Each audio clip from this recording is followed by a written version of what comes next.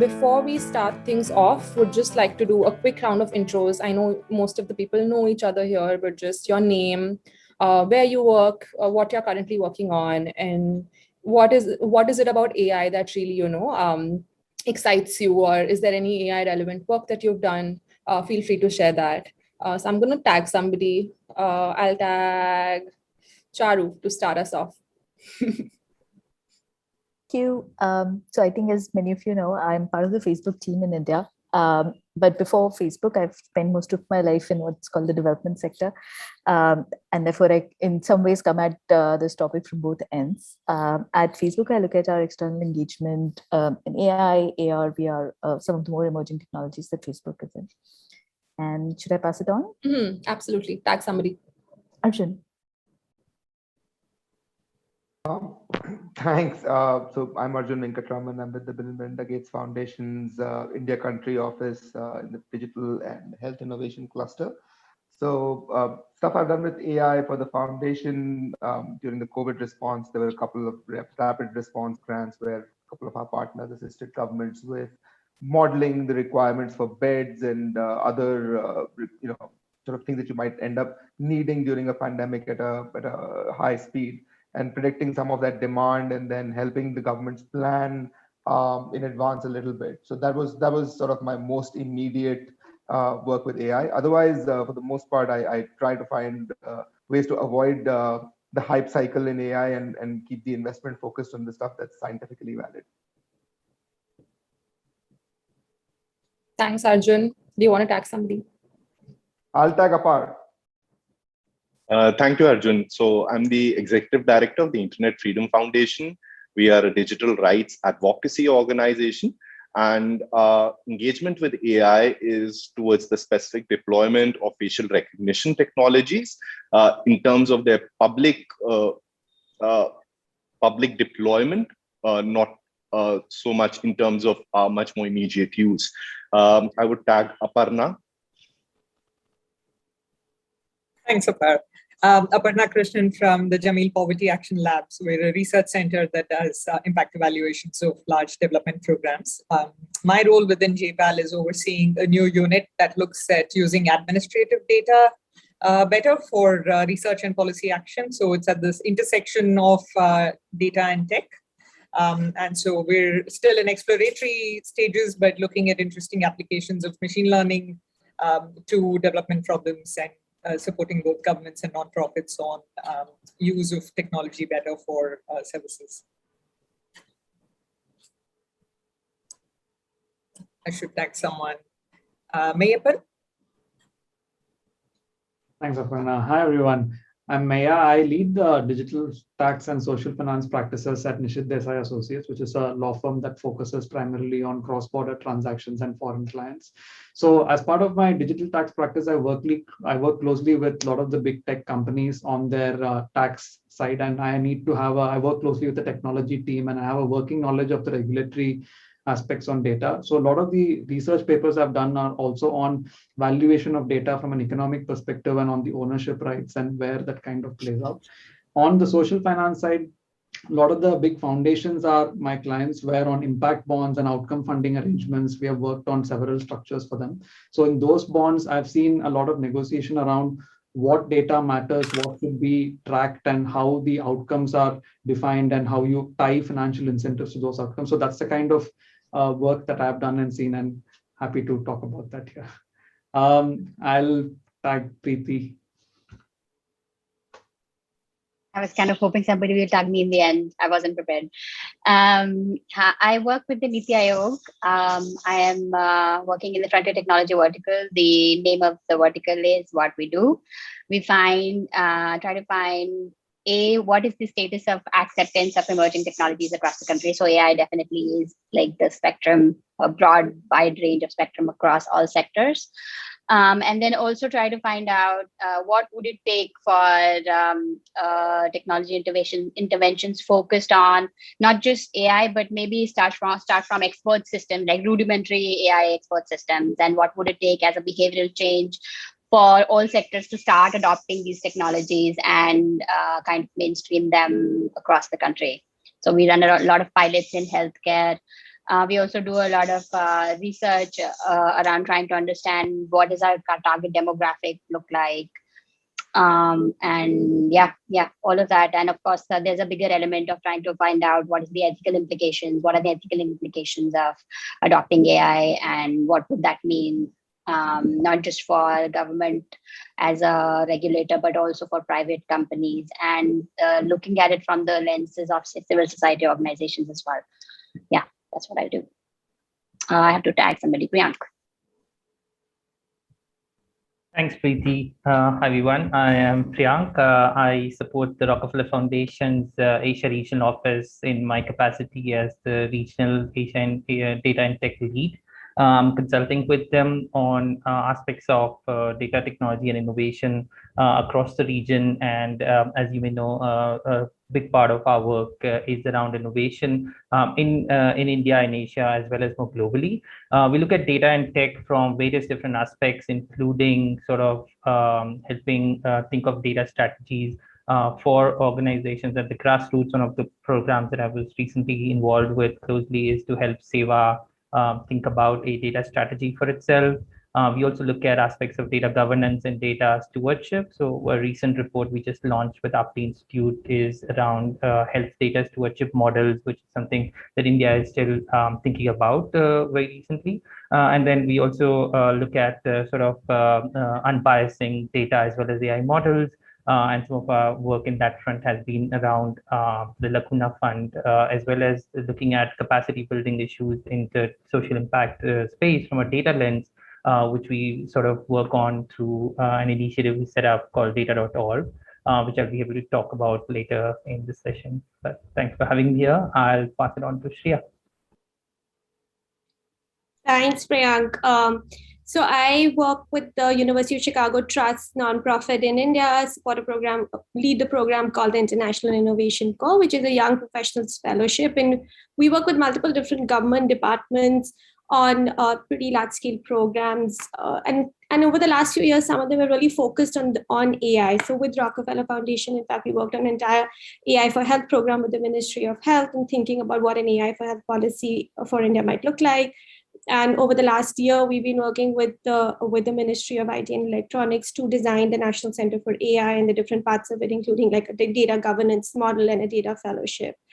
We also have a second program called the Young Leaders in Tech Policy, and we partner with multiple different tech policy think tanks on that to embed fellows to, again, think about many different things that we've talked about on this, or different people here have talked about as well. I would hand it over to Dipakshi. Thank you, Shreya. Hi, everybody. I'm Dipakshi Mahendru. I lead public policy and government affairs for Dell Technologies. I would say two areas that I very actively work on. One is tech for social good and human progress, and that, of course, is pretty much across sectors. The second part, and I think that is perhaps the more of the work that I do also, is the regulatory frameworks, the policy frameworks that really go hand in hand with any new innovation, because there's always a catch-up game between the two, which, if left unchecked, can also really lead to, I would say, a lot of disastrous results. So in a way, I try and keep myself neutral in that work between the government and the industry. And in the recent times, what I've been working on, I would say, rather for the last 18 months, is where can emerging technology, or for that matter, technology at large, really focus on bridging the divide rather than deepening it, which in itself, I think, it's a mammoth topic. I really don't know whether we are going to reach that end soon, but yeah, I'll pass that on to Akanksha. Thank you, Dipakshi, and hi, everyone. So I'm Akanksha, and I lead global portfolio for ESG for Sterlite Technologies.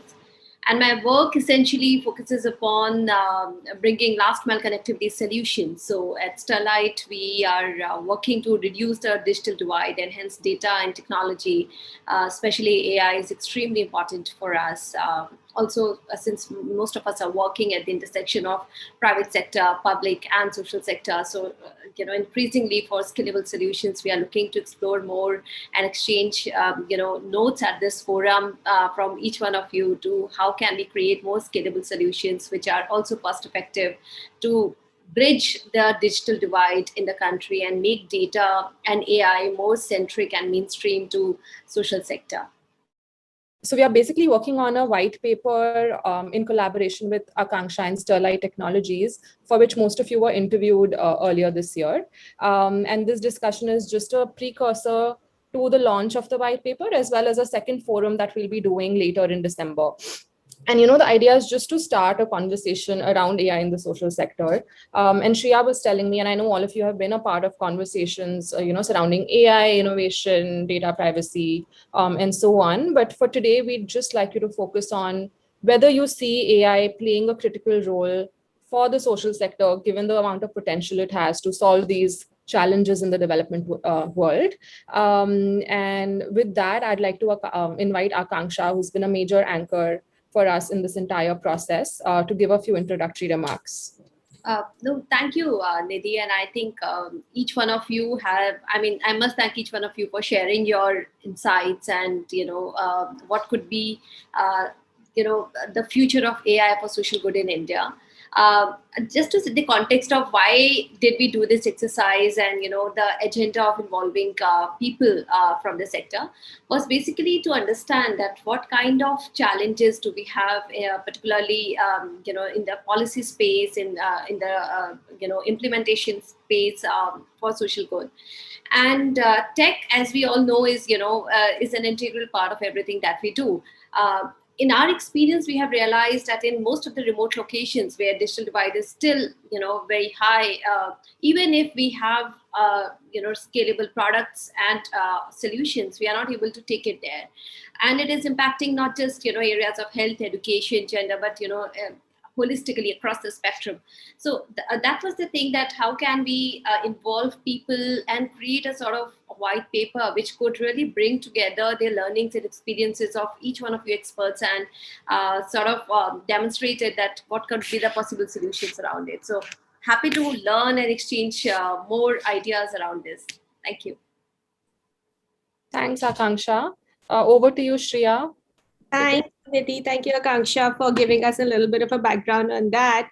So, like I was saying earlier, I'd like to just start off with an anecdote. There was, about a year or 2 years ago, I think there was a challenge by one foundation on, working with grassroots organizations and how can we work and how can you come up with data or AI solutions, and, they had to apply for these challenges. And we were working, and there was a number of requests from organizations. There was this large organization that works with farmers on the grassroots, and they said, we have a lot of data, do something in AI with it, right? And I was like, yeah, but what do you want, right? Like, what do you want to solve for? What, like, doesn't matter, do anything, come up with any kind of AI proposal. So, to me, I found this very interesting because I felt like there is this entire hype, and somebody just used that word to say that AI can solve for any solution, any problems that exist today. And all we need to do is put some imaginary algorithm to it. And, we are going to be able to solve for every single thing. And that's kind of where, this conversation to me is really interesting. And Nidhi, hats off for you for putting together such an incredible group of people with so many diverse thinking coming into this, where I would really like to kind of get people's sense in, like, when we talk about the social sector, specifically when we're talking about, say, civil society organizations, grassroots organizations, do we really think that AI is a solution, or are we kind of creating this parallel economy where we're pushing people into thinking about creating this entire structure without necessarily having the systems in place today, which, possibly in the future might create all kinds of other problems, right? And how do we kind of encourage them to think about the data they use, encourage them to think about, putting in more tech and digital processes without overwhelming the organization, that it can kind of completely goes away from some of the grassroots kind of things they're doing. So would really love to hear some thoughts around this.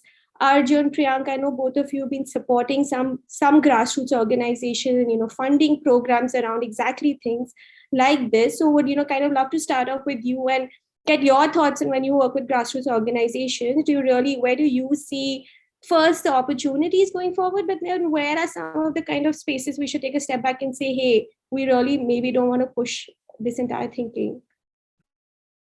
Sure. Maybe I can go first, Arjun.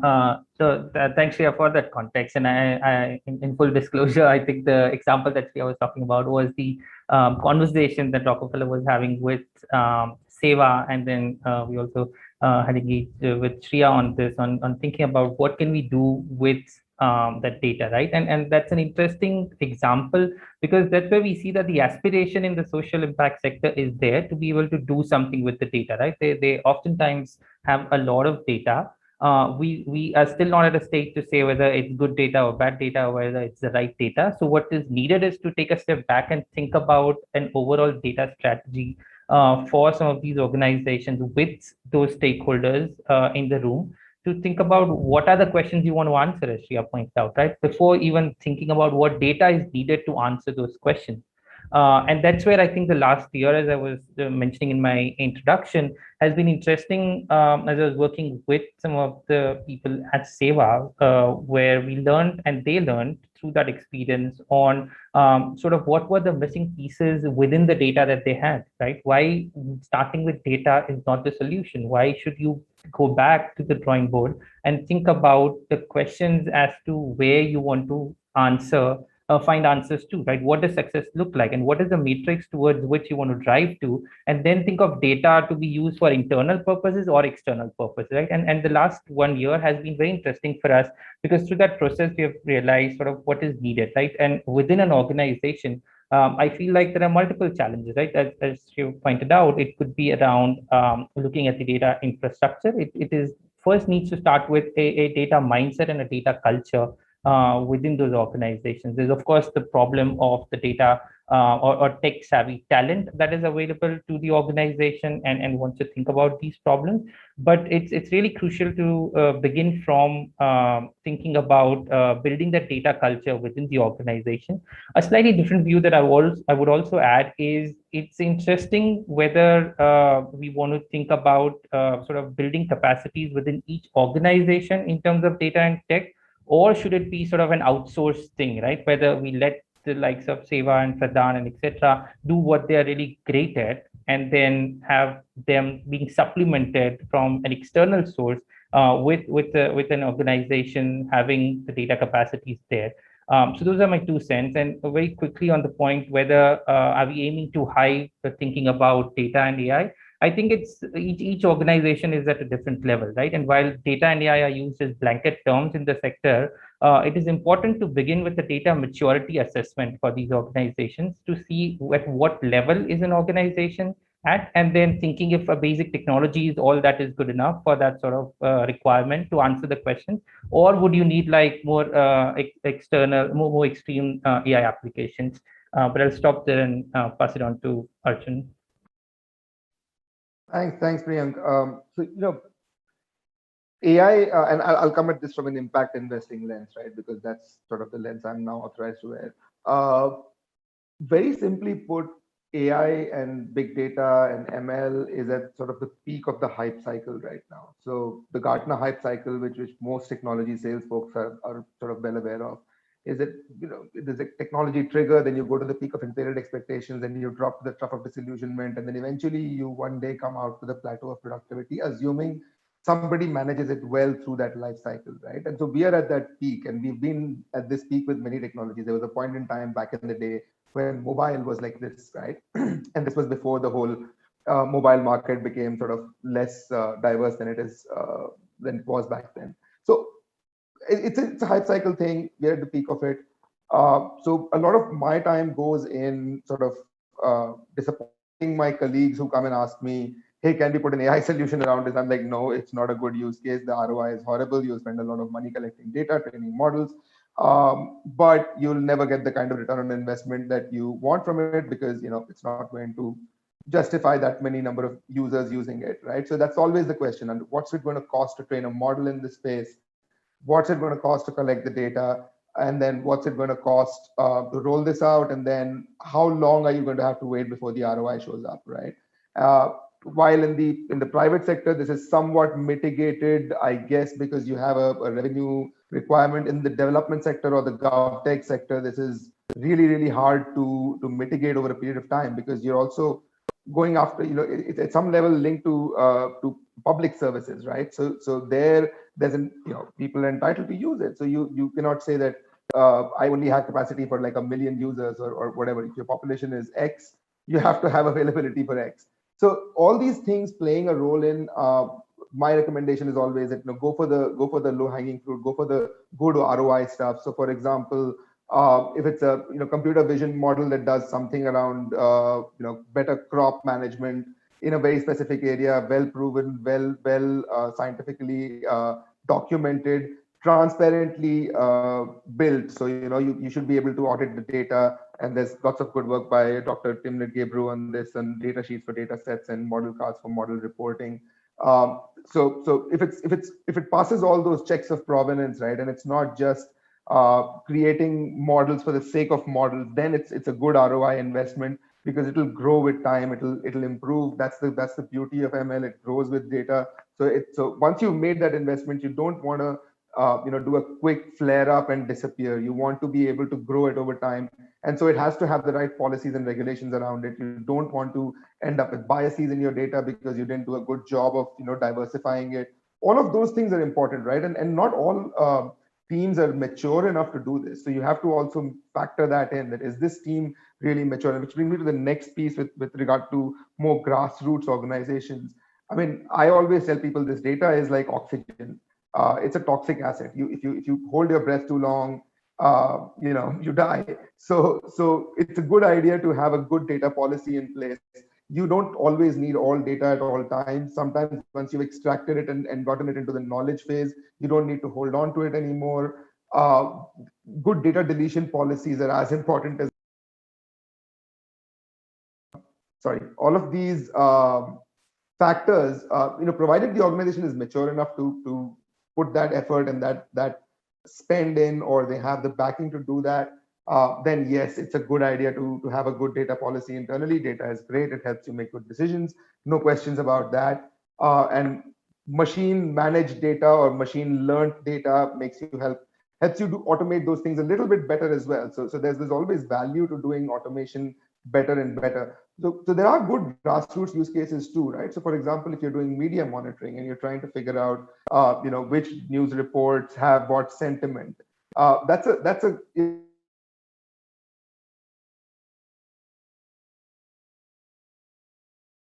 Did we lose Arjun? He's frozen. Biases and that.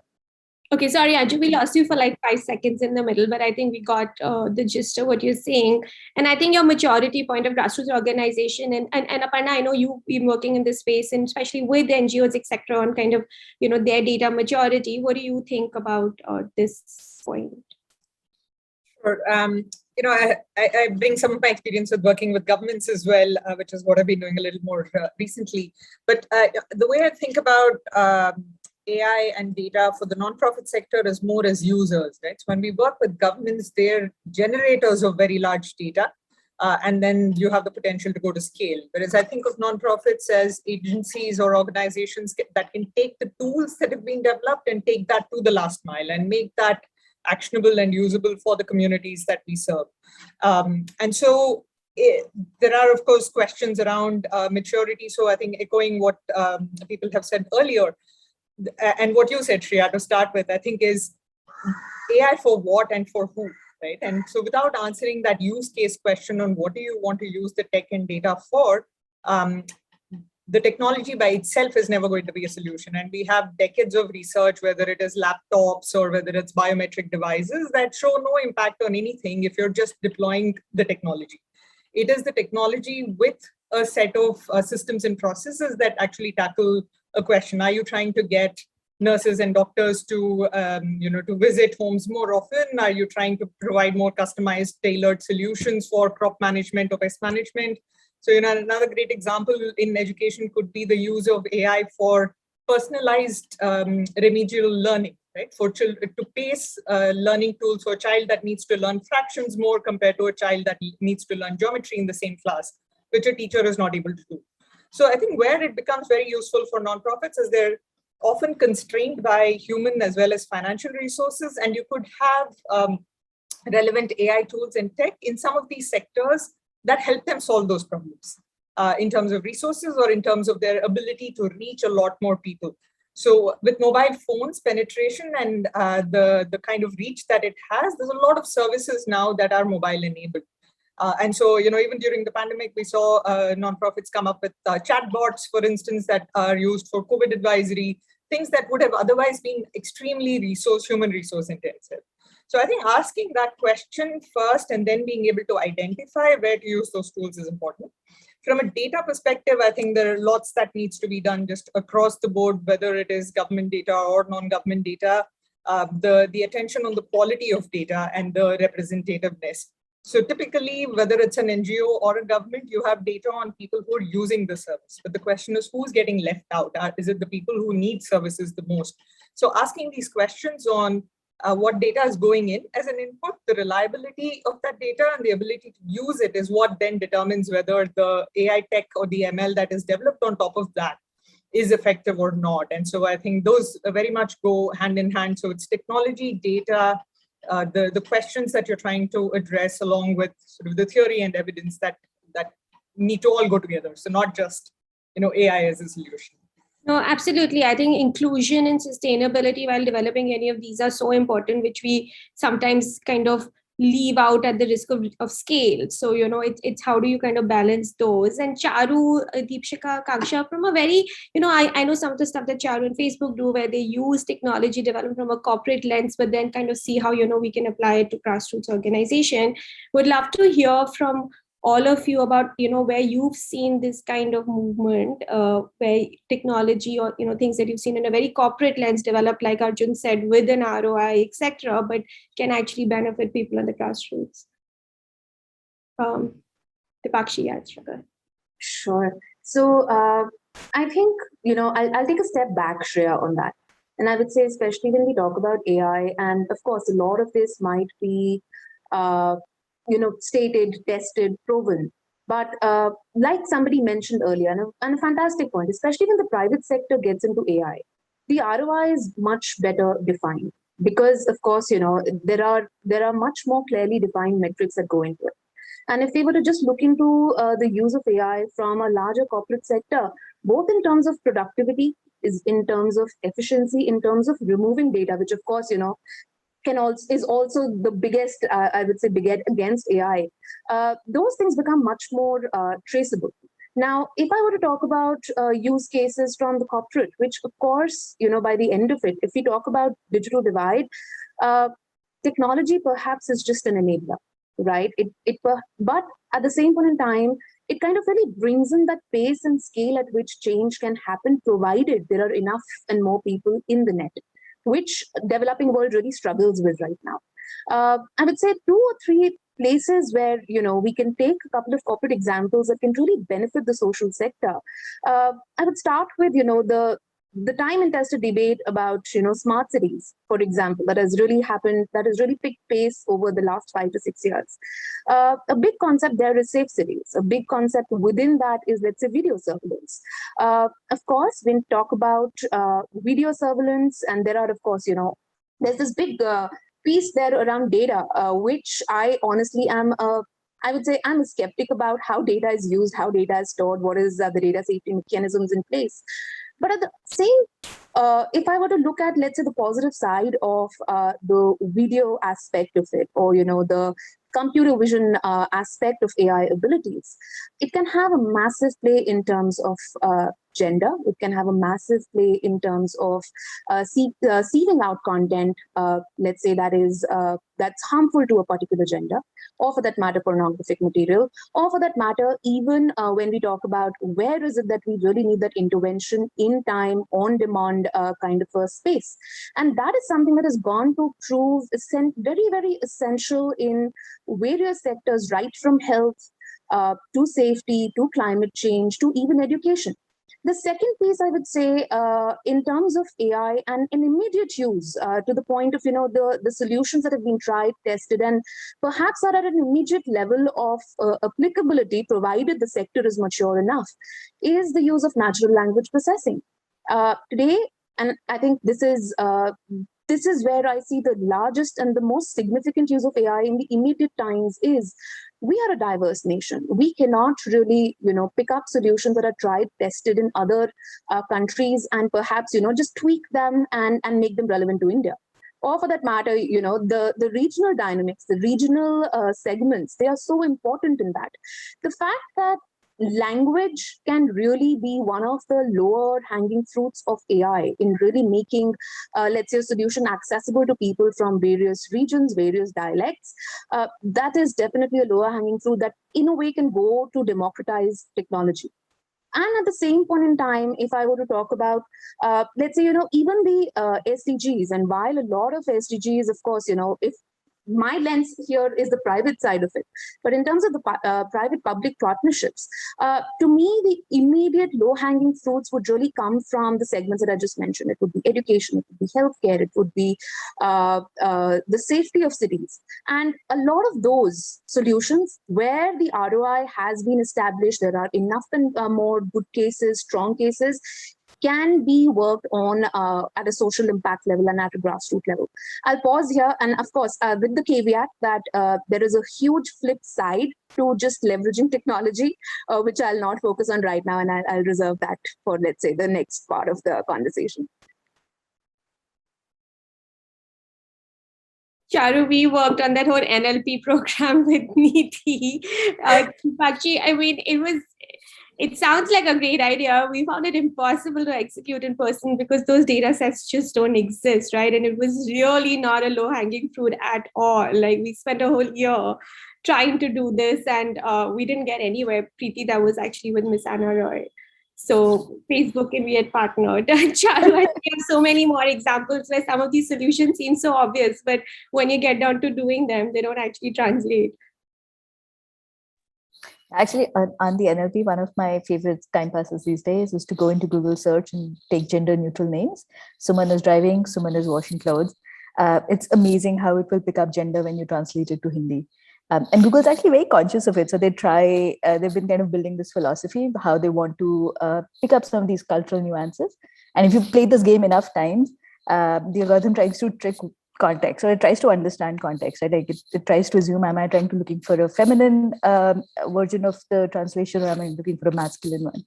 But I think maybe just a step back, I think, and very gross generalization over here, but I think when electricity came in, we didn't really say it's going to impact a certain sector, right? It will come and it will impact society in a certain manner.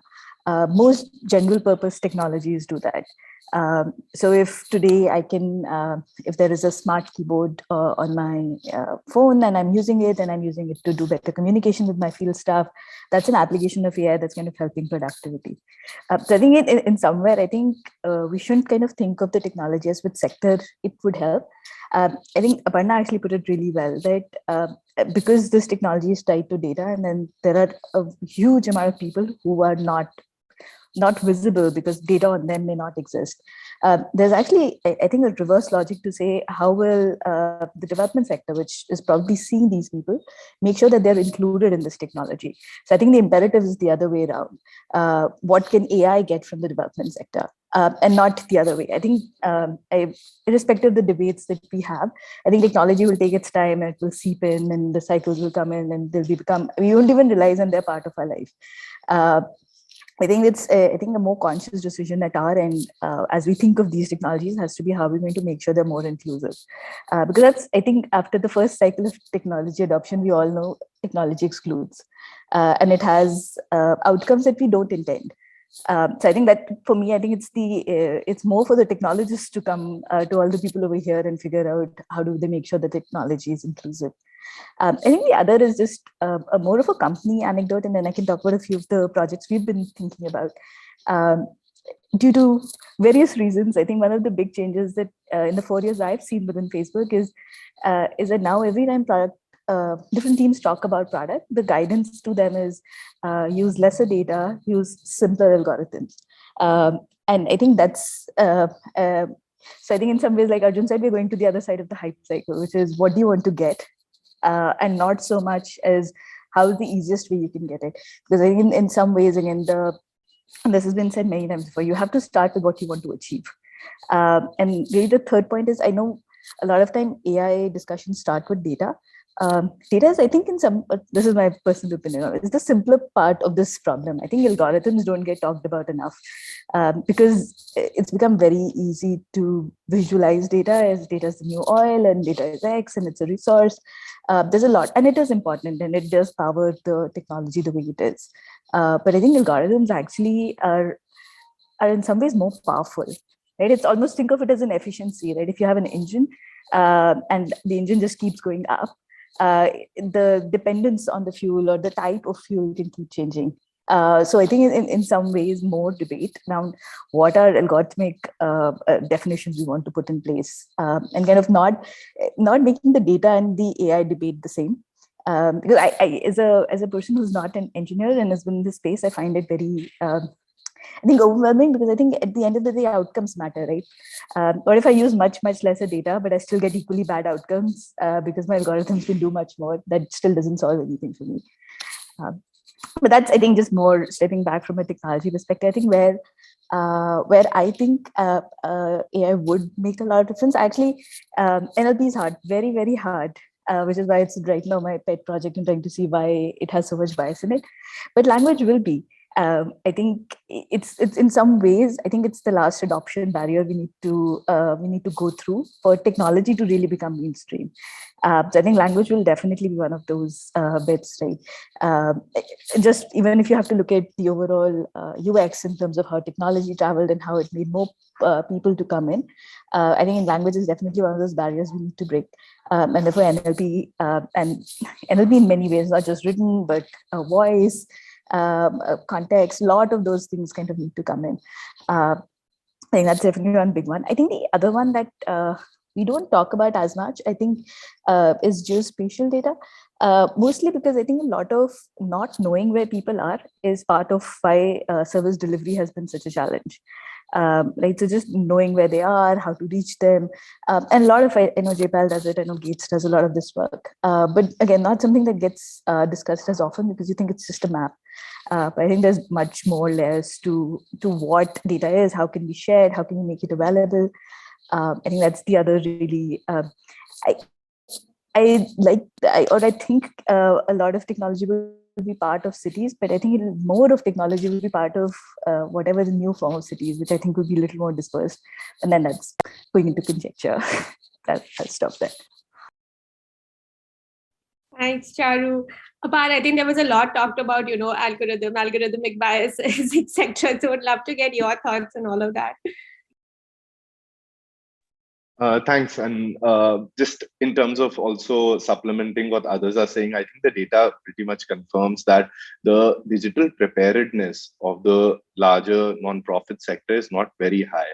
There's been a recent report that while COVID has accelerated a larger degree of adoption of digital modes, both for program delivery as well as evaluation and monitoring. If you look at the report issued by the CSIP at Ashoka University, you still have that 17 to 20% figure of nonprofits stating that they do not even want to embrace digitization. So we need to acknowledge that digitization will only be the first layer of possibly an organization utilizing Google Sheets or Excel or basic forms of computerization within its work. And to look towards the nonprofit sector to adopt AI-based systems, you will be looking at organizations which are doing a certain type of work, which itself is culturally acknowledging the value of digitization. For instance, there are some health-based nonprofits now which are providing outbound patient counseling on the basis of chatbots, which do utilize NLP processes, for instance. That is valuable, right? You can't possibly counsel 5 to 10,000 people immediately in the steps which should be taken after a person is discharged from hospital. So I just wanted to supplement that one small point, which is also wearing my hat as an executive director and looking at digitization much more broadly. Now, coming to AI by itself, as an organization, we look towards technologies because they provide a great degree of benefit, utility, and deepen and the quality and the health of our lives intrinsically. However, technology also has this unintended consequences. It's been pointed out to so many people because it's so powerful, right? It changes and redistributes power quite often.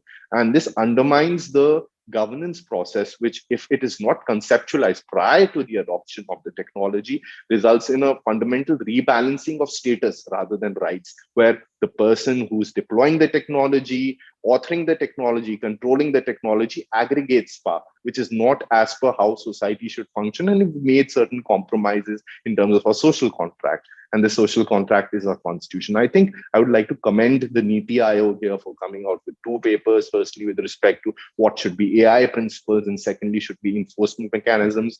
We have sent comments with respect to this, in which we say that let's proceed beyond ethics to regulation also, because ethical is a non-binding framework which will not provide remedy in a certain case. And especially when you apply AI-based solutions with respect to the non-profit sector, quite often you're working with the marginalized or the end beneficiaries, and the risks of exclusion, profiling, incredibly great. Now, profiling, quite often, I do not mean in the sense of surveillance, I mean in the sense of a person's right to ask for the data, which is being used for the basis of the decisions made with respect to them. Why shouldn't I get 5 kgs of rice rather than 2 is determined by the house of the household. Hence, it is required that the data entry and record is a right of correction, and that's always there in the data protection statute. So I think that those kind of guardrails which come through a much more enforcement framework are favorable.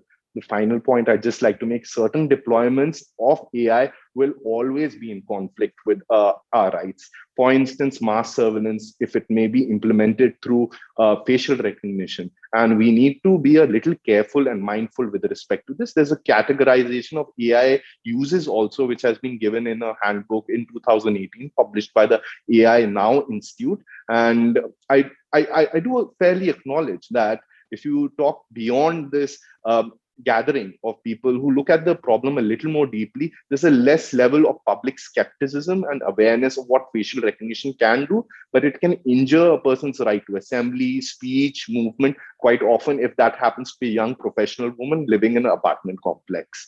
And quite often, this is what may be something which is not reported and not considered when you're thinking about large-scale system-level designs in which you're implementing facial recognition technology for the very benefit of women's safety itself. I've written an op-ed with respect to CCTV surveillance with my colleague Anushka Jain in Indian Express a month back, and I brought some data to this conversation there as well. Looking forward to further comments from people, but would like to just flag here, there's immense potential in AI. Also, there is a greater movement that it is going towards privacy respecting basis in which raw personal data is not being fed any longer. If you look at the GPT-3, which was released as a NLP protocol in June 2020, it uses deep neural based learnings as opposed to the large data set based. But again, it has a problem. I'll conclude, but this is my final point. The basis of the language training is predominantly English. Hence and in GPT-2 and in GPT-3, it's taken the entire web, it's scraped web public data to train the model itself. And again, it's predominantly English, which is there on the public internet. Hence the level of errors which will occur when you use that same model for language processing, let's say in Hindi or English. If you're chatting with that same bot for outbound patients, will be higher. And if you're taking and providing a level of outbound patient health advice that you should check in with a doctor, you should not check in with the doctor, those are very serious calls. Hence, I think we need a greater degree of investment also in governance frameworks. Preeti, you want to come in there? I mean, I think also, initially you mentioned something about use cases that you're working on and pilots. And it's been interesting because we've been trying to work with so many government partners. And there are lots of use cases we've come up with, like, in workshops, etc., with ministries. And then when we go to them and say, hey, we want to partner with Vadvani AI, etc., to come up with actual products, nobody gives us the data, right? So how do we, it's great, we want to work on all of this stuff, but how do we unlock all this data that's sitting there? Thank you, Shreya, and thank you, Apar and Charu, for setting the context for me to start giving my gyan. Mostly, I think whenever I start thinking about AI, I start from a point where I just go back and reset and I ask myself the question, what is AI? I don't even start and say, what am I going to use AI to solve for? I think that's where I start at. And when you're thinking of use cases in particular, that is a very important question, because it is totally possible that you're trying to solve for, let's say, I'm trying to find out, like, because you talked about Vardhani AI, if I'm thinking of finding out where my stunted or malnutrition kids are in a specific geography, then I am using this AI-based tool to find that and then track those children for a course of 9 months or maybe 18 months, for example. And on basis of that, I'm trying to figure out which piece is AI in this. How much data do I really need to train the algorithm behind it? What are the axes of unfairness that the algorithm is powered on?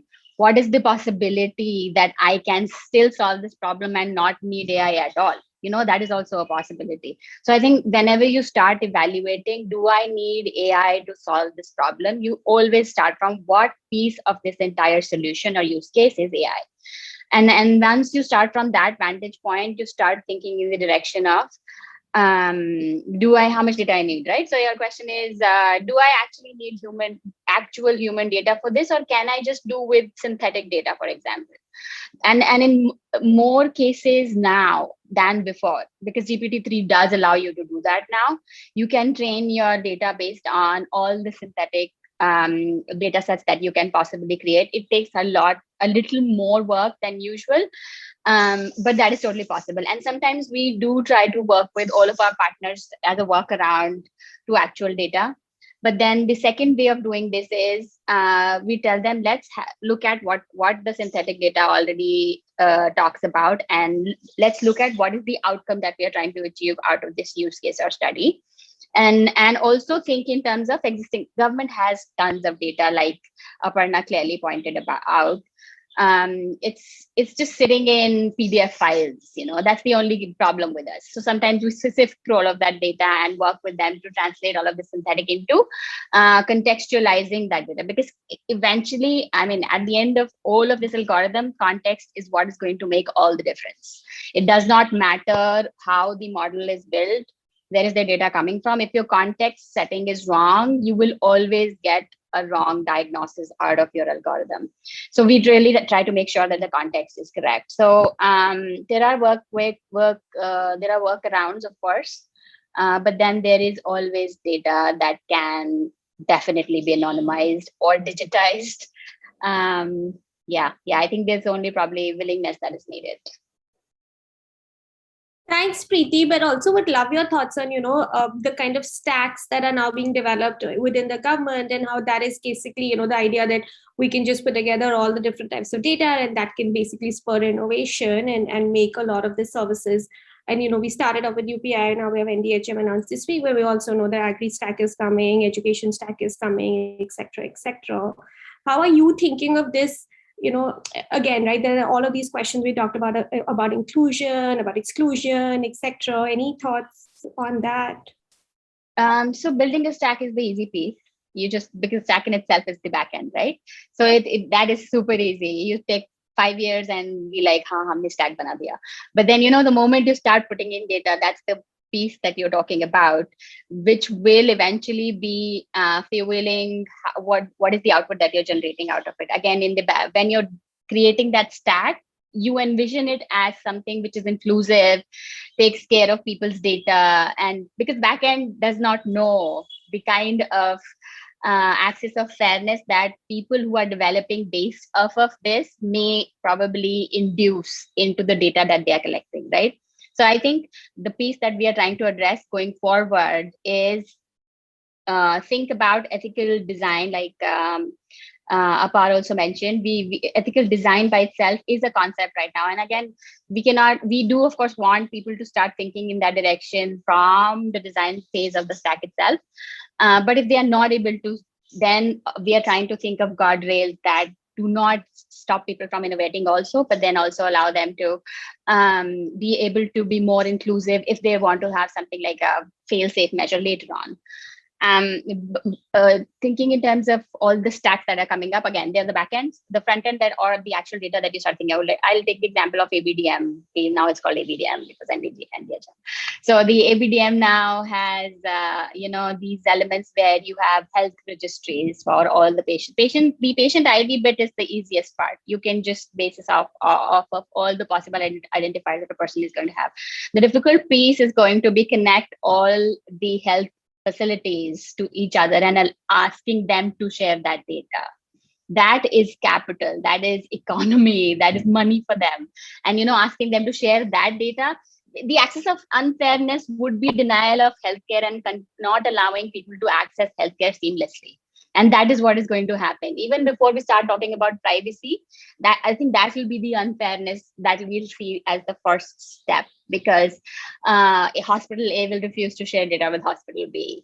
So I think it is always, again, very different depending on the use case. What would be the immediate level of unfairness for a person who's trying to access X service, right? So I think for us, maybe right now, the immediate challenge is that. Thank you, Preeti. Maya, you, from a very regulatory perspective, thoughts on this? Hi, so I think I have several things that I wanted to touch upon what others have said as well, because I'm coming at it from a social finance perspective. I'm not I understand the technology-based readings that I have done, but okay, so a couple of things. When I start off with AI, it's not general AI is what we're looking at. Machine learning, and at least my understanding of AI, it's mostly data-driven machine learning. I've read up a little bit of low-shot learning, where the reliance on data is also becoming lesser in certain contexts. But again, I think it's extremely context-based, because I would look at it as two parts. One, what is the AI intervention we're looking at? What is the good that we are trying to do, right? And that comes from if I look at the government, there are a lot of social schemes, a lot of government spending that is happening. So whether you are actually able to efficiently spend it towards and achieving those educational or healthcare outcomes or not, right? So for me, they are the biggest spender on the table today who are looking to try and do any sort of social outcome. And Niti Aayog and Mr. Amitabh Kant was at an Oxford University conference last week for the Government Outcomes Lab, and he said that data is the lifeblood, and he's talking about the aspirational districts and how real-time data is enabling real-time interventions, and how as an administrator, compared to his time in Kerala, he's relying on 5 years old data to make administrative decisions. He's acting on live data to make interventions that make more meaningful impact on the ground, right? So he was talking about 40 parameters or more that they were tracking, etc. So what I'm seeing is, from a government level, I think there is a push there at a systemic level. What I see is data can make a big difference. The quality, the reliability of the data, the timeliness of it will make a big difference in terms of putting these systems together, because all of this directly feeds into the efficiency of the machine learning algorithm. The second thing is, from what I've noticed is, in the lack of that, right? Now, the thing is, on the social finance side, generally there is a crunch on development funding, both globally and CSR funding, which is a factor of how well the Indian companies are doing, right? Because of COVID and otherwise, there has been a hit, and there is more pressure that I see to efficiently spend this money. So what we are seeing in the social finance side is, anybody who's giving grant, they are saying, I want to track better what does my grant achieve? What outcome is actually achieved on the ground? How do I make this better? So the newer forms of financing that I see parties kind of leaning towards is saying, it's outcome funding is basically saying, I'm not going to give you a grant upfront. We will agree on certain measurable outcomes, and this is the data, or this is the basis on which we will actually track it. And when you achieve that outcome, I'll release the financing to you. So both government funding can work along this way. Grant funding or private financing can work this way. So what that puts the burden on is really the focus on outcomes, and where without a system in place, what I see happening is that every deal, like we're talking about, okay, how do we solve this problem? How do we increase tuberculosis outcomes? I know for a fact USAID has been sitting for 3 years trying to figure out what is the correct proxy for measuring whether a tuberculosis patient was actually recovered because of the intervention and they don't come back or not, right? So that process of intervention takes a long time to figure out what is the right data, how do we measure it, how do I tie money to it so that this is something that's incentivized and done on the proper way. The second thing is, but there are I'm working on another impact bond currently where they're saying there is publicly available, reliable data that the government tracks automatically, and it's reliable enough for parties to straight away agree saying that on this basis, I'm willing to pay money to you. So I think good quality data is important. And then on the AI side, of course, so and when I think of AI, it's AI assisted decision making, because pure AI decision making is a black hole. I don't think anybody understands actually what happens inside the software. I don't think we should let it loose and then start taking decisions on behalf of people. So AI assisted decision making is where I think we want to be heading towards. And when we talk about what is good, so on the social stock exchange side, on the impact side, right? I think there are questions also around how is impact measured, I think, and then we get into what is the data to support that. So for social stock exchange, when I'm looking at a system, they are looking at how do I finance companies or social enterprises based on the impact that they are saying they're doing in the real world. And they are building frameworks. And in certain sectors, yes, in education, maybe in healthcare, because of the past work that's been done, the frameworks are a lot more clearer. And I think the data piece is easier to add. So I don't think it's either a technology or a, the conversation is not technology first or impact first. I think they're going side by side. I think what matches first where, so in skilling, education, healthcare, I see kind of more traction. Not so much in sanitation or other things where we need the money equally, but there is just, and historically social financing has tended towards healthcare and sort of 40% money goes to healthcare and another 40 goes to education, and then 20% goes to water, sanitation, and other initiatives. So this is sort of where I see things developing. I think there is a lot of scope, but again, pitfalls are also quite something we need to keep in mind as we take this forward. Yeah, and Maya, you talked earlier on about a very interesting concept about ownership, right? And I think that's something that we overlook. And I remember in an earlier conversation, there was a very heated debate about, if you're using public goods, public data to create products and services, which you're then selling for, these AI companies, healthcare companies are then selling, from which they are making a profit, but then it's not distributed back to the people that they've used the data for. Do you come across any of those nuances when you're designing these programs? Would love to hear that. Okay, technically no, because in the bespoke designs that we do, it increases transaction costs. Is really between the parties to figure out what data to rely upon and what they are basing, and they do spend a lot on a private like a Dalberg or someone to go collect the data and do the evaluation on a project specific basis. They're not really relying on too much on publicly available data. But just on that point, I think that argument works both ways. So every time in the tax concept, when I talk to the tax guys in the government, they're always like, data is so valuable, right? You need to be paying more taxes in India for all the foreign companies that do operations here. And I'm like, yes, data is valuable, but let's take the GST department. They're sitting on a mountain of data. They don't know what to do with it, right? So it's not just away. Data alone is not what that matters. And algorithms, I think, make a big difference. And if the upside is coming from algorithms, I find it difficult to criticize how the upside should not belong to the company or the person who's put in the effort. Right now, if the government is able to, it's technically the government's role to come up with a software or bring that sort of a product that is for the benefit of people, and it's a lack thereof which is leading us to rely on private companies to do this for us.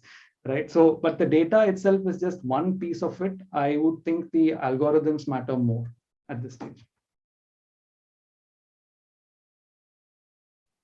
Yes, sorry, I was unable to unmute. Akanksha, thoughts on that? Firstly, I'm very glad to hear so many diverse thoughts about data and AI. But I would like to maybe bring in the perspective of pure development sector. And when we look at data and AI, how are we approaching the whole aspect of democratizing and accelerating development and SDGs, particularly at the grassroots level? And our experience of working in some of the aspiration districts and really remote districts is that, purely from a decision-making lens, and many of us are either grant makers or evaluators here. Democratization of data is of immense importance, and I think Preeti talked about how exclusive data is becoming more and more in different areas and because of various reasons. But I think before we talk even about AI, I think it is data and access to technology which is not even happening. So there was a recent report that I was referring to, and which says that only about 20% of nonprofits in India use technology as tool in some of their programs. That too is not even mainstream. So I think we are also living in a world where a lot of your evaluators, a lot of grant makers are using these outcomes and their parameters on data-centric approach. However, on the supply side, and here supplier, I'm talking about the supplier of services, which is the grassroots organizations, are not even equipped enough, to either in terms of the accessibility or the capacity to mainstream data and have the right kind of products and solutions around it. So I think there's a huge gap from both the sides, and therefore the government pitch needs to be much more integral to bridge that sort of divide. I think Mia talked about the social stock exchange part, and I think again my thoughts on that is that from a future-proof side of the programming and looking at the interventions where there could be a standardization of approach when on a stock exchange also say all the health indicators look alike. There has to be a lot of mainstreaming required from the grassroots organizations. So I think from the policy lens, while Niti Aayog and others have been working a lot on bringing some new dimensions to it, but private sector, it also throws a lot of opportunity to private sector to look at also creating a sort of consortium, maybe forums like these where a more detailed dialogue could happen on the policy outcomes of it. So yeah, but I would pause here and love to know more about others. No, I think, Akanksha, you bring on a very interesting point, and would love to get Aparna your thoughts on it. So there is a lack of capacity within the development sector, and I would say honestly both the social sector and the government organizations when it comes to really the execution layer, right? Like I think government, IS officers, etc. Okay? But when you look at like some of your implementation bodies, their understanding of tech and data is poor, right? And within the civil society organizations, you realize that mostly they can't hire for that kind of talent because you're restricted an amount you can pay. Today, a decent data analyst can go to a private sector and get the kind of salaries that we can only dream of. So how do you kind of bridge that gap when we're talking about, yes, we want to bring in capacity, we need to plug this demand, but honestly the ability to pay isn't there? Yeah, absolutely. And I think we're all struggling with that exact issue, and it's across the board. And I think to an extent in the private sector as well. There's one part of, I think getting creative to attract people into the social impact space. I think a lot of, younger students that I speak to now are very much interested in this intersection of tech, data, and social impact and policy, right? And it's not clear to them what the pathway is. There isn't a market per se, like you said. These positions don't exist, the data doesn't exist, the ability to pay doesn't exist. So what could you do? And I think some of the funders, actually, including on this group, could play this role of making this connection, almost an off-ramping into jobs into the social impact space. And in fact, we are talking to data.org about some of these ideas on saying, how do you then make this supply available, which can then crowd in a lot more new ideas on people engaging. And I think there is a lot of appetite on both sides. I think governments are also now more and more open to ideas in people, from outside, from non-traditional sectors to engage with them. Nonprofits traditionally have had a history of volunteers and interns. How do we make this sustainable for both sides and make it a little bit, I think people who are interested are not expecting to get their private sector salaries matched, but something a little bit more than your entry-level social sector salaries, right? And so I think there's some things to do there.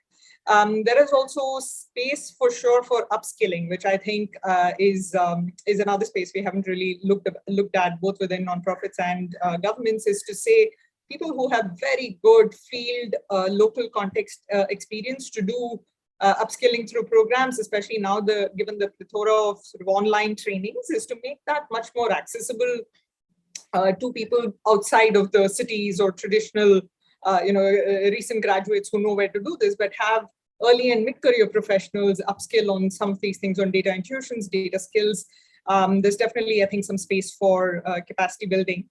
And finally, I think the approach that we've been using internally through the Idea Lab, which I head at JPAL, is that demand also creates some of its supply. And so if you can demonstrate the use of data and an application, practical applications or these, lighthouse projects, so to speak, which convinces the data owner, data generator, or the people who are implementing programs on how this either reduces their costs or resources, or ultimately, the return on investment in the social sector is improving welfare, and ultimately improving impact and welfare of the communities you serve. If you can demonstrate that meaningfully in a way that's measurable, I think the mindset of thinking about data as a tool will change. Traditionally, we've always been, with governments and nonprofits, when I've been working, data is thought of as a way of reporting, which goes, up to your donor or up to the government of India, and not so much as something that is used for planning, for innovating, for testing.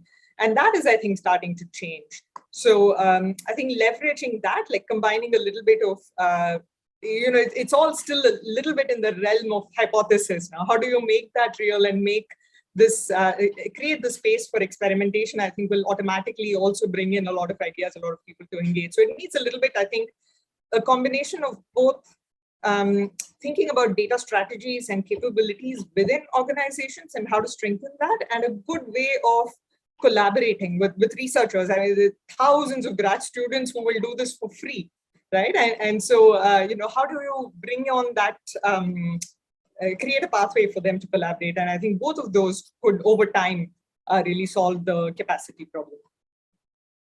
Yeah, Arjun, Priyank, programs you guys are working on this direction?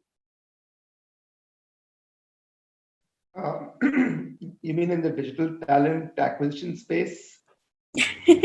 not for BMG, but for the grassroots organizations, yes. Right. No, I think it's an important problem to solve for, and to government's credit, I think the recent news article on DIC getting strengthened, with a lot more, personnel on board and potentially, more areas of work. So yeah, I think very, very important for both civil society as well as government to have that solid capacity building internally in order for this to be equitable in the long run, right? Because you want the right policies. For that, you need the right folks in policy, and you need the right kind of, civil society oversight. So you need people who both get the value of the tech, as well as people who can then speak to, mitigating some of the potential unintended consequences. So I think, yes, definitely lots of scope for doing things there. We have a bunch of different things going on in the space, but I think early ones are some work we're doing with NRLM. We have a data and insights unit that's working on a few different things inside of NRLM itself. In terms of finding case studies for good machine learning and good AI applications. So I think those kind of efforts have already started, but I think it's still early days. It's an area to build upon for sure. So lots to do in that space. If I can just add here, and I agree with what Aparna was mentioning earlier, right? I feel like the need for capacity building needs to be tackled from a few different perspectives.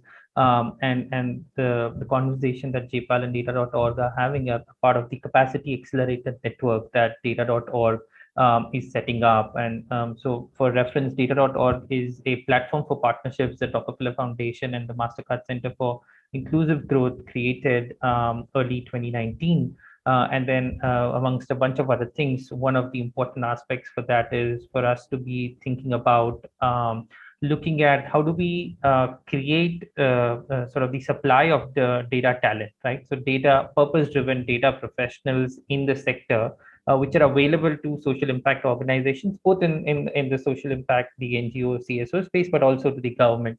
And how do we bring the benefits of data and tech from the private sector to the nonprofit space, which is where some of these conversations have been leading to, right? And the data capacity building is to be tackled from getting that talent on board, but then on the other side, having the organizations build in the mindset and culture to accept the talent and really value the talent, right? So like, while as all of us are talking about, there's an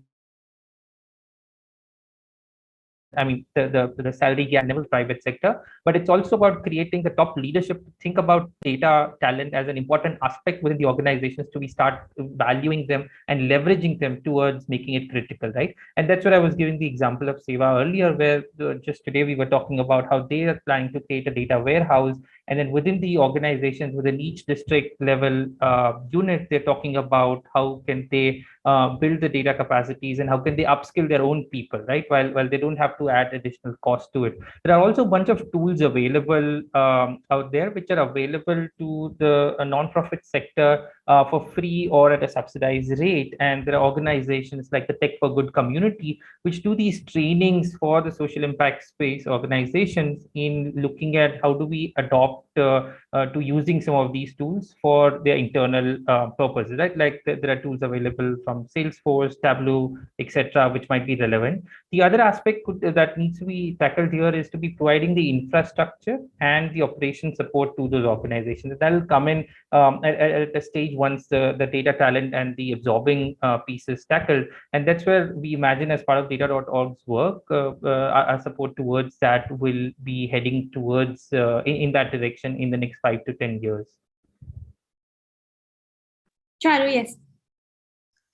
So actually, very interesting discussion. But there's a Swiss institute called Cyber Peace Institute, and they run a program called.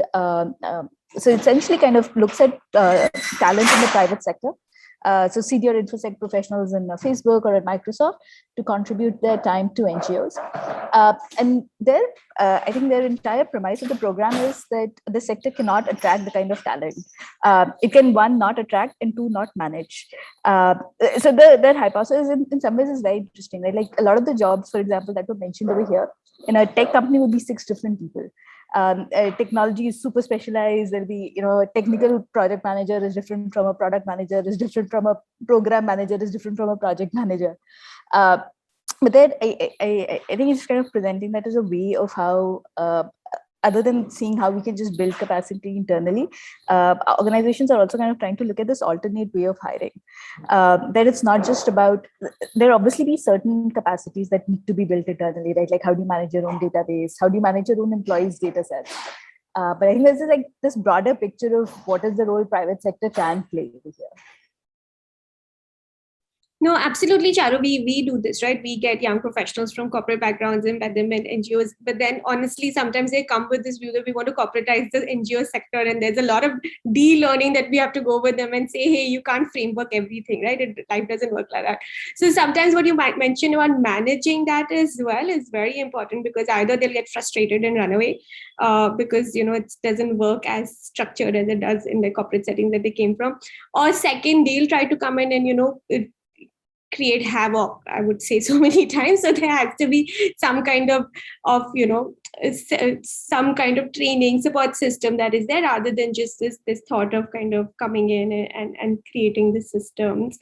Preeti, Neeti works in this entire program, right? That young professionals come from a variety of backgrounds, etc. It's been largely successful. There's a lot of great talent at Neeti.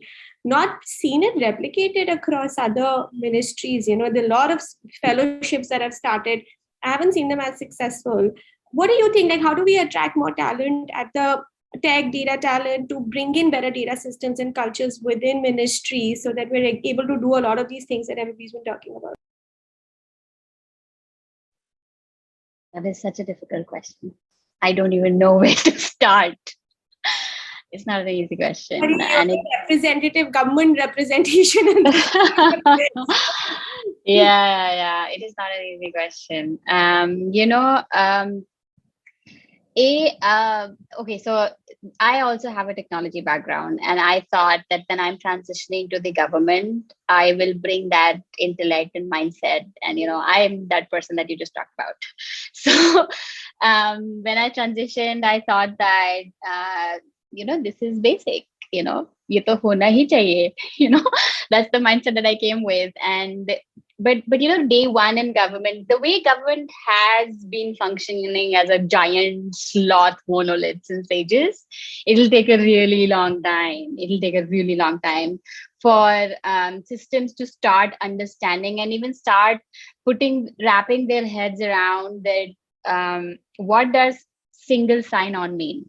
That's such a basic feature, but single sign-on allows you to sign into all the devices that are possible within a given organization, and that is the most fundamental concept when it comes to interoperability in data. You know what I mean? But that does not exist in governments, and they are now beginning to do it, and it is really slow, and it is also a function of how digitally literate everybody is, and you cannot really force them to get there because they've worked in systems that word पे type करेंगे and then they'll print it out and then they'll scan it into a PDF and then upload it in a file. So I mean that's how they function. You cannot change that, it's an entire mindset, and I think Arjun kind of said that in a different context in the chat window, that teaching AI to be ethical, you have to teach humans to be ethical first, but that applies on digital learning also. There's this entire spectrum and this entire workforce which does not want to get digitalized because it's easier for them to get through their day without getting there. So it is going to be really slow, and young professionals, I think, in NITI usually face the same challenge. If you were to really look at the numbers, they do not stay for a really long time. I mean, the program may be a success in itself, but they don't really want to stay for longer durations simply because it may be easier for them to work within NITI Aayog. But the moment you step outside the ministry, which you have to do almost every day, and you start talking to other ministries, it gets really difficult.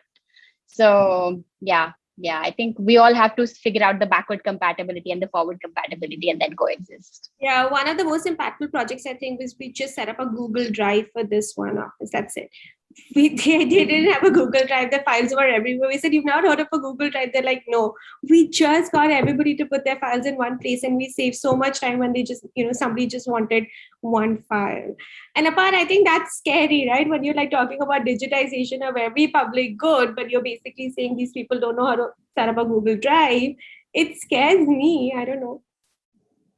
So the thing is that I also want to say my experience is not representative of the sector, because I have trustees, one of whom has a startup which is very well funded, is a SaaS platform. He's building it. So we have been using Notion for 4 years, close to 4 years, right? We do a lot of documentation and we are early adopters of technology. Plus working on tech policy, a lot of people in the technology domain volunteer their time and put it and build these things out. But I agree, quite often when I talk about these kind of things with people, they do not sense value within it. But Shreya, just coming back to the larger point on how to attract private sector talent, I think for the non-profit sector, if you're viewing it from the perspective that you want to hire a person who has who's young, who wants to make money, who wants to possibly even earn equity in a company, their goals are not aligned for the non-profit sector. And we need to be clear about that, right? And the second is, at the same point in time, because they have those goals, does not mean they will not want to volunteer time and help you out. So you need to set up those kind of programs. One non-profit from which I have learned how volunteers have been engaged has been in the open source community. And there's this software freedom conservatory, which actually even identifies projects on which volunteers can work. And the second is to always approach it from a soup kitchen perspective, in which you bunch volunteers in a group as a community, in which you want to visualize it as if they are cleaning a beach, if they are doing something even on their laptop. So you want to place them in groups. So these are much more practical takeaways I can just share with people, and possibly they can be passed down to others. But it's worked well for us. It's like what I'd like to indicate. Using technology and digitization is the first level. And I think after that, we'll be able to go to AI, possibly. No, I love that visualization of the soup kitchen apart. I think data kind was doing something really similar, right? And getting people together to work on a particular data problem. They volunteered with us, Shreya. They volunteered with us. They built out a facial recognition tracker. It's panoptic.in. So data kind did that for us. So like, yes, I'd just like to indicate there's a lot of talent out there which wants to volunteer. Yeah, and then like Dipakshi, I would love to see how, you, Akanksha, within your private sector organizations could encourage some of this thinking. So I would say, in 2-3 layers, Shreya. One is especially the larger corporate sector. a lot of the CSR money actually also goes into developing and establishing pilots, which is very, very important, because by the end of it, what we've been talking about, the predictability, the overall impact, the overall assessment. If there is a pilot that is funded, and again, a critical component of any pilot is a technology company can perhaps bring in the technologists. It can bring in data analysts, it can bring in people who can decode data. But the on-ground insights that the social sector brings, you cannot discount that. And that is perhaps, I would say, one of the comms, even I would say that I have with the brimming tech startup space. A lot of them are primarily technologists first, but they don't really work with the insights that somebody on ground has already built on. So from that perspective, I think at least from the corporate sector, where we are talking about pilots that can be scaled at a district level, then at a state level, and perhaps some of them even have relevance across multiple states, it's important for the technology sector to work hand in hand with the social impact sector. When it comes to especially that 2% CSR, that quintessential money that is actually earmarked to go into developing the areas of priority. The second place that I feel that is going to be very, very relevant from the talent pool that is both, I would say it's at the cusp of both tech companies, the corporate companies, as well as the social impact sector is, we always think about AI professionals or professionals who are of value to AI as tech first professionals. But there are so many fields that are now going to also open up, whether it is from a design thinking perspective, whether it is from an economics perspective, whether it is from even human psychology perspective. And you see those changes, especially in terms of, inclusive and diverse hires, let's say that corporates are trying to promote. Because by the end of it, whenever we talk about intuitive, adaptive, scalable models, it's a lot of these, a camaraderie of a lot of these different skills, which is both technological as well as socio-emotional, that are really going to come and play that tango. And I think overall, pruning this talent, overall in terms of mentoring this talent, getting this talent on board, letting this talent further volunteer to really find, what they want to do in their life further, that would play a critical role.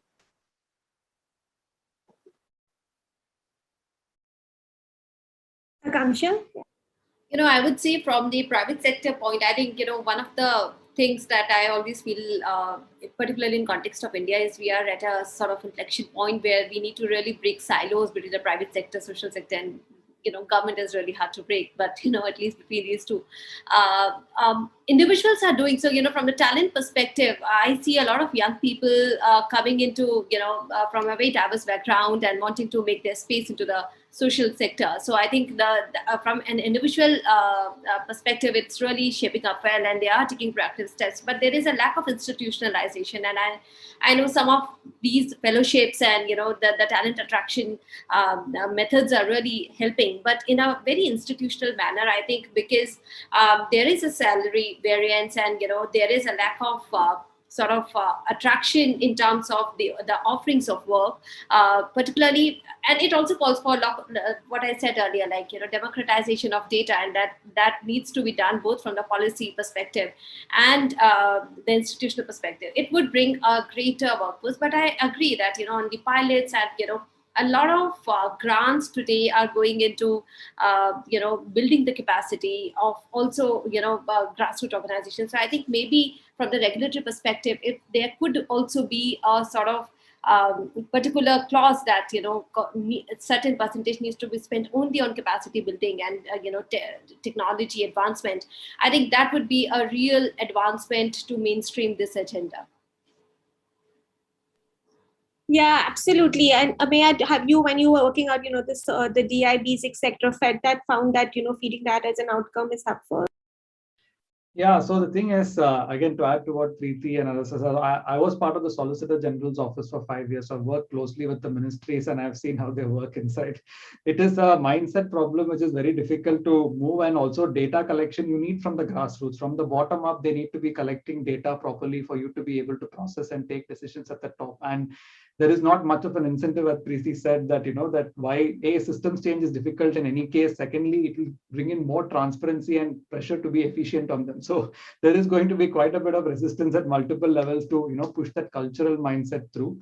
But having said that, what we are doing, right, and what we have been doing for the last 3 years on the policy side, specifically trying to, so there is a way in this which I see all of this can work, right? Which in terms of bringing people into the sector, you do need to see more money coming into the sector to attract better talent. I don't think beyond a point relying on voluntary work. I mean, yes, there is great work being done, but I think if you want to scale, we do need to see sustainability coming in, right? As a service provider, I am able to sustain it because I'm advising tech companies on tax. So I can subsidize on my other work for nonprofits, but that's not the position everybody is in. So to bring the right talent, if you want to bring money in, and there is increasingly more focus on impact. So there is actually a demand I see for proper measurement, proper data collection and verification. Might be project specific, might not be systems level, but I think that's where we need to start.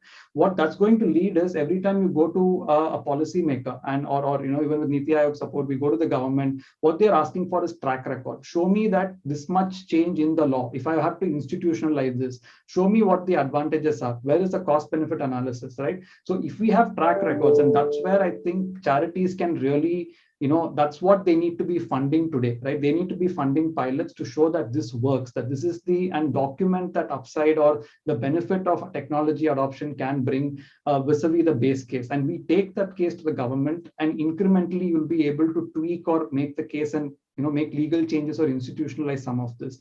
And when we are focusing on impact, other thing I want to talk about quickly was impact bonds. So basically what an impact bond is, so this started in the UK, and to optimize government money usage, what they said was when the government directly tries to, let's say, educate 100 children and you want to get 60 people to pass the exam, there is a lot of leakages either due to inefficiency, corruption, whatever that is, right? So instead what they said is we will get a private investor, let the private investor put in the whole 100 rupees for training these 100 kids.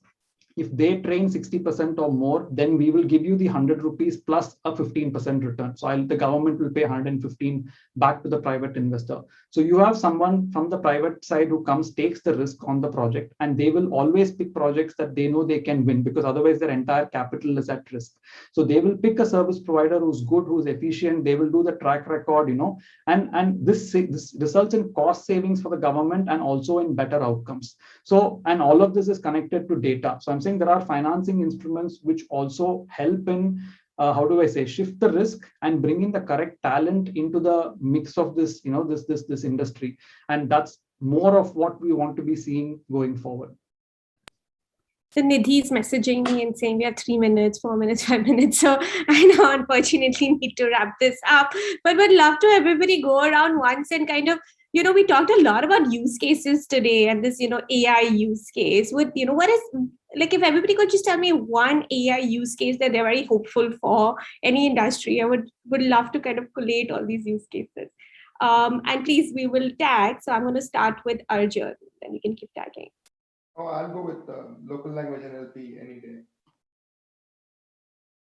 Arjun, keep tagging, please. Charu. World's already perfect. Why do we need more stuff? But I think for me, it's more of, I think, 3-dimensional world. I think there's so much in the physical world that you don't see because the information is lost somewhere. So it's really the ability to be able to get information about everything around me. Tag. Akanksha. I would say it should be led by innovation on all the sides, capital side, technology side, and also implementation. So, this is what I would like to see in terms of use cases.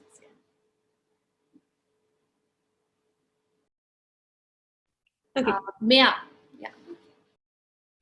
I think I'd like to see the government adopt that approach in the medium term. I think that will save a lot of the questions around the who profits out of this and whether things, what needs to be done. And I think they are the best place to collect this data and make a systemic change. But till then, I think the industry has to lead before they get into the game. So just tag someone.